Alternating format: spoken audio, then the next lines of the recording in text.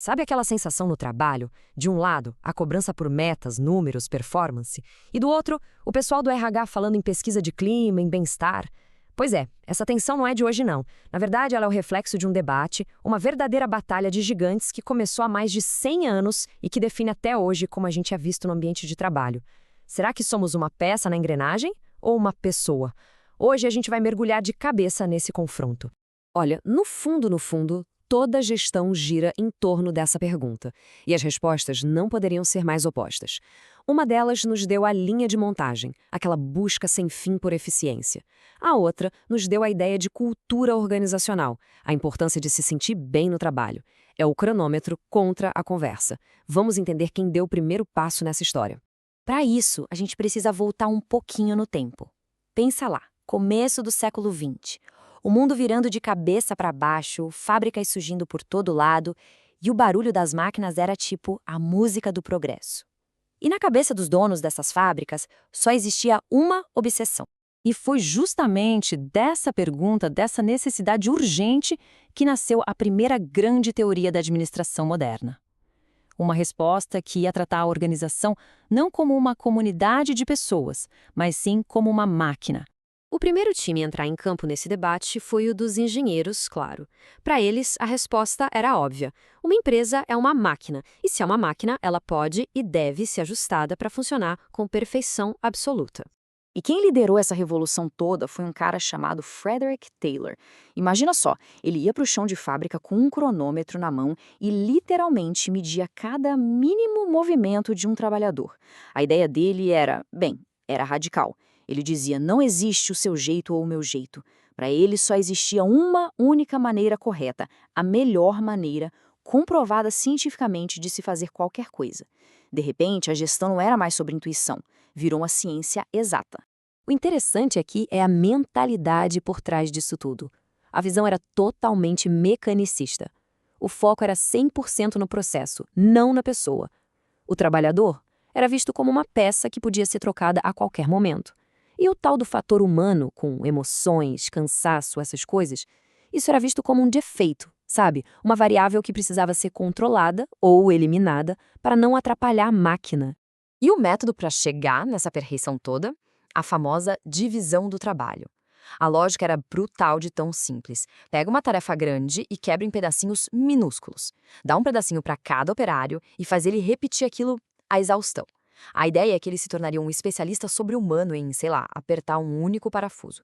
O resultado, uma eficiência que o mundo nunca tinha visto. Mas a gente se pergunta, a que custo, né? Só que como em toda boa história, sempre tem uma reviravolta. E do outro lado do nosso debate, surge uma outra forma de pensar, que não nasceu de uma teoria, mas de uma descoberta feita quase que por acidente. E a maior ironia é essa. A grande falha da visão da empresa-máquina foi descoberta por pesquisadores que estavam tentando justamente provar que ela funcionava. Eles criaram experimentos para otimizar ainda mais a tal da máquina humana, mas os resultados que eles encontraram simplesmente não faziam sentido nenhum dentro da lógica da engenharia. O ponto de virada foi um experimento numa fábrica chamada Hawthorne. A ideia original era super simples. Testar se mais luz fazia o pessoal produzir mais.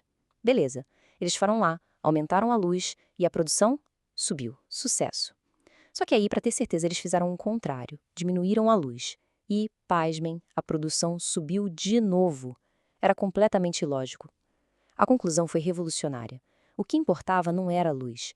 Era o fato de que, pela primeira vez, alguém estava prestando atenção naqueles trabalhadores. Eles se sentiram vistos, valorizados. E essa frase resume perfeitamente a filosofia da escola das relações humanas. De uma hora para outra, palavras como moral, comunicação, senso de pertencimento começaram a fazer parte do vocabulário da gestão. Eles descobriram que a engrenagem tinha sentimentos, a alma da organização tinha sido encontrada. Embora, claro, alguns críticos depois dissessem que isso era só um jeito mais sofisticado de manipular as pessoas para produzir mais.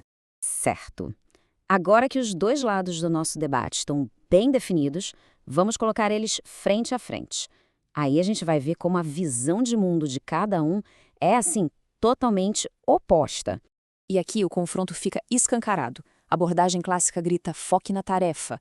A humana responde, não, foque nas pessoas. A clássica vê o trabalhador como uma peça. a humana como um ser social. Para uma, a chave é otimizar o processo. Para outra, é a moral da equipe, é a comunicação. De um lado, o cronômetro, do outro, a conversa. É o cérebro contra o coração da empresa. Tá, e aí? Depois dessa briga toda, quem ganhou? O que a gente aprendeu com esse choque de gigante? Vamos ver como isso tudo se aplica no nosso mundo hoje.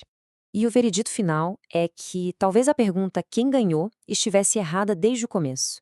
Porque não se trata de escolher um lado. As empresas mais inteligentes de hoje perceberam que precisam das duas coisas. Precisam da eficiência, dos processos claros da abordagem clássica, mas sabem que nada disso funciona de verdade sem a motivação, sem a cultura que a abordagem humana mostrou que é tão fundamental. É um equilíbrio delicado entre engrenagens e pessoas. E isso tudo nos traz a uma reflexão final. Pensa aí, no seu dia a dia, nas reuniões que participa, nas metas que precisa bater, na cultura da sua empresa, a balança por aí pende mais para o cronômetro e o processo ou mais para a conversa e o sentimento de pertencer a algo? A resposta diz muito sobre onde a gente está e para onde ainda podemos ir.